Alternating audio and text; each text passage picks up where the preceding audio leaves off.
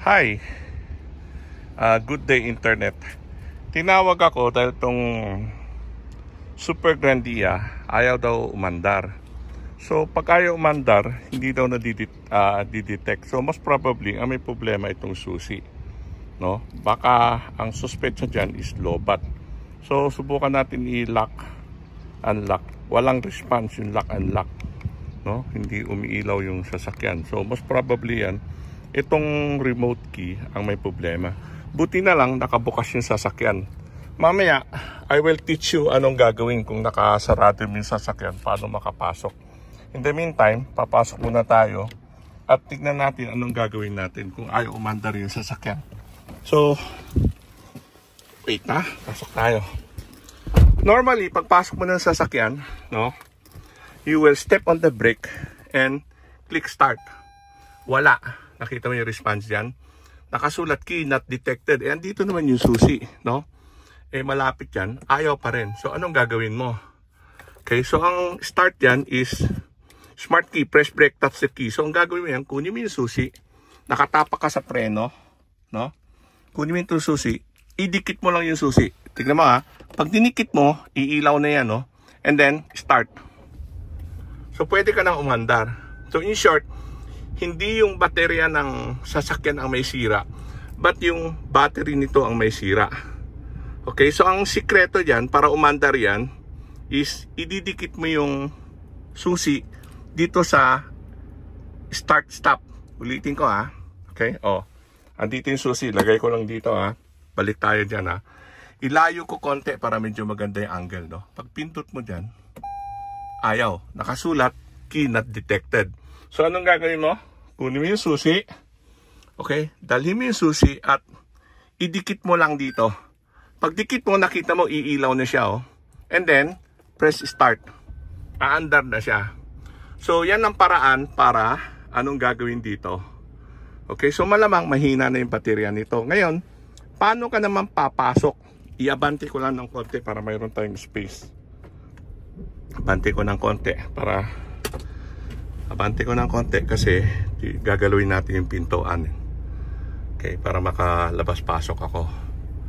Okay, so now, itong susi na to, no? Itong susi na to, dito sa likod, meron lock yan, gaganon mo lang yan. Tapos, mahihila mo na yung susi. Medyo mahirap ata ng isang kamay, ha? Mag-change camera muna ako, sandali, ha? So, ito yung susi, no? Ang gagawin mo dito is pipindutin mo lang to. Pag pindot mo to, mahihila mo tong susi.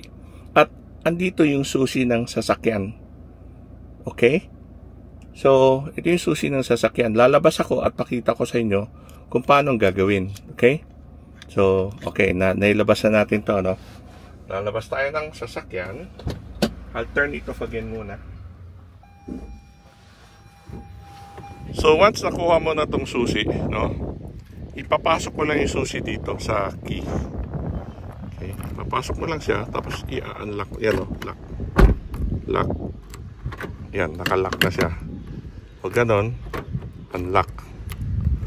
Okay, kung gusto mo i-lock siya, at dahil wala pang battery, lock.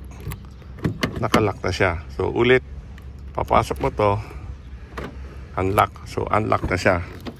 So ngayon, ang gagawin mo ngayon dito, ipapasok mo siya dito uli para ibalik mo. Okay. Ganun. Ipapasok mo uli siya para ibalik mo yung susi. Yan. Lock na. So balik na yung susi. Now we're going inside again to make another thing, no? So one more time, nasa loob na tayo.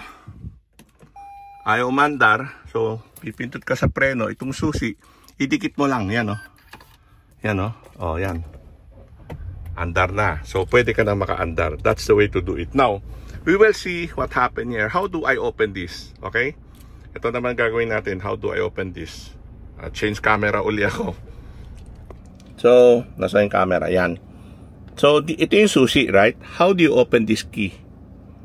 Ito yung susi. So, pipindutin mo to para mahila mo yung susi, right? Next thing to do here, itong susi na to, tingnan mo may matulis dito sa harap. Okay? ilalagay mo yan dito.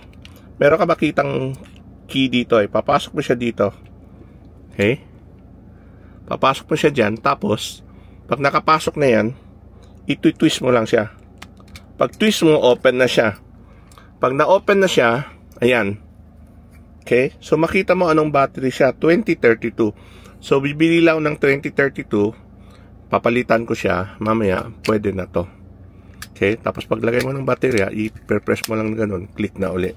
And then, you just put this back. So, that's the way to do it. Ganitong paraan kung nag-unlock ka. Okay, I think nakatulong sana to. Thank you for watching. And please subscribe dito sa Geekygram. Thank you po. Napalitan na natin ng battery. So, let's try it. Nagbubukas yung bintana.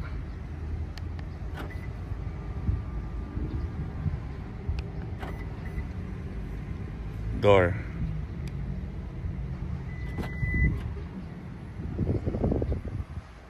Close.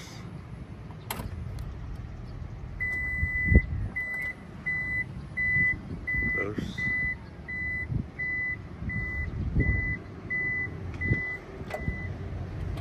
Okay, open. So, yung battery ang diferensya. Now, we're going to close it at papasok tayo. Wrong press. Papasok ko ngayon. So, I'm putting the key here. And start tayo. Press the brake and start. Start na siya. So, napalitan na natin ng battery. Dalawa na, pinalitan ko. Ito, hindi nga ginagamit no? Spare key. Pero naubos to halos magkasabay kahit na hindi siya nagagamit. Nag-expire din yung battery. So ngayon, turn off. Okay. Kahit na nandito siya, pwede na. Okay, so we're done. And again, thank you for watching. I was able to show you kung anong gagawin kung nalobat ang iyong remote key. That's all. Thank you for watching and please subscribe.